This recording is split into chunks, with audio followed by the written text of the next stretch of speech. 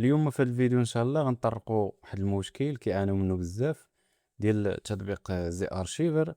انك كتبغي تدخل الملف ديال الاندرويد سواء الداتا او الاو بي بي وما كيبغيش يتفتح، يعني ما كتعطيك الصلاحيه انك تحط فيه حتى شي حاجه. على سبيل المثال نهزو هاد الجيطيه هادي، نديرو ليها نسخ ونمشيو نحطوها في الاو بي بي، عيطونا هاد الرساله سواء الرسائل الاخرين اللي كيكون فيهم المشاكل.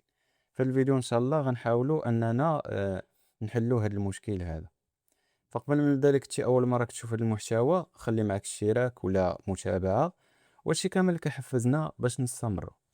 اليوم ما غنعتمدش على هذا التطبيق ديال زي ارشيف، يعني ما نخدمش بيه، نخدم تطبيق اخر راه حتى هو نفسه بحال زي ارشيف وفيه مميزات احسن من زي ارشيف بالنسبه لي انا. غنعتمد على جوج تطبيقات، تطبيق اي دي بي ومستكشف ملفات. هاد التطبيق الاول هو عبارة عن روت وهمي، يعني ما كتروتيش الهاتف ديالك وإنما غير روت وهمي كيعطي الصلاحية لمستكشف الملفات أو لا تطبيق في حاله. كذلك حتى زي ارشيف، ولكن زي ارشيف فيه بزاف ديال المشاكل، دونك ما كاين لاش حنا نمشيو نبقاو نقلبوا على المشاكل في حين اننا عندنا الحلول. اول حاجه غندخلوا للتطبيق كما قلت لكم راه كاين في بلاي ستور، كذلك غنحطوا لكم في واتساب. من بعد ما كتدخل ليه دير ليه اقتراح، كتكليكي عليها وكيخاص ضروري يكون عندك الويفي، يعني ماشي بالضروري يكون فيه الانترنت وانما واخا يكون خاوي ما عندكش مشكل، المهم ضروري يكون الجهاز ديالك مربوط بشي ويفي. كيقول لك هنا خصك تفعل خيارات المطور. اللي ما عارفش كيفاش يفعل خيارات المطور غنشرحوا لكم في فيديو اخر، تقدروا تقلبوا عليه في اليوتيوب راه موجود الشروحات ديالو. غنكليكيو على تفعيل خيارات المطور، نديرو حسنا. من بعد غنرجع، الى لاحظتوا قال لك ادخل خيارات المطور.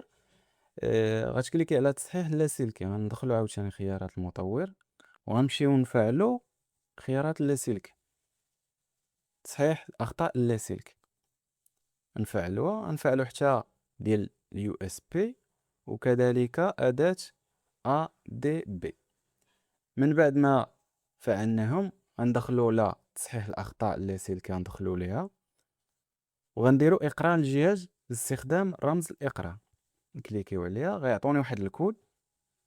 الا لاحظتوا الجهاز طلع ليا واحد الاشعار انني خاصني ندخل هاد الكود ديال الاقراء،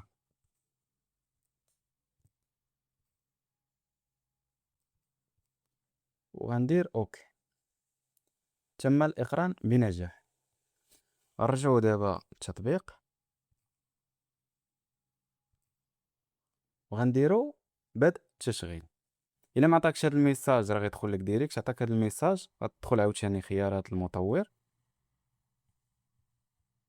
غتهبط تصحيح الاخطاء اللاسلكي، غتلغيها وتعاود تفعلها وتعاود ترجع للتطبيق ودير بدء.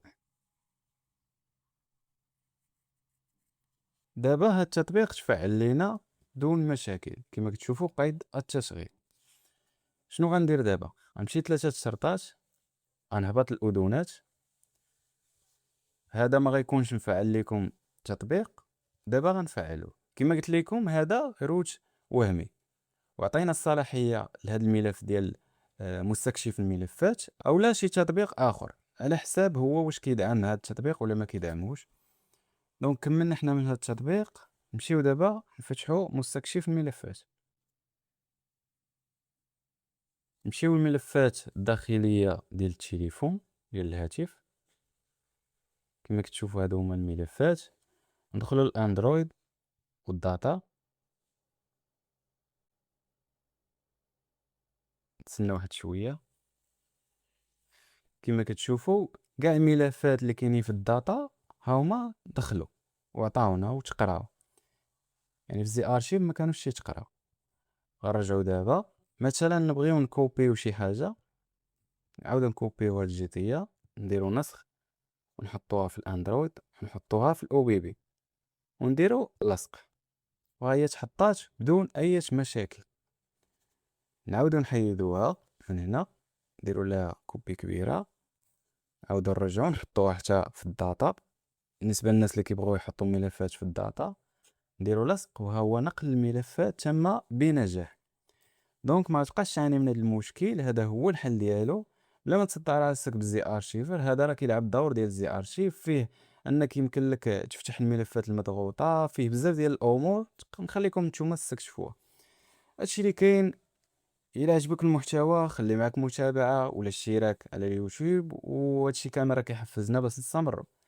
كان معكم خوكم حكماوي، نتلاقاو في فيديو اخر، تهلاو ليا فراسكم.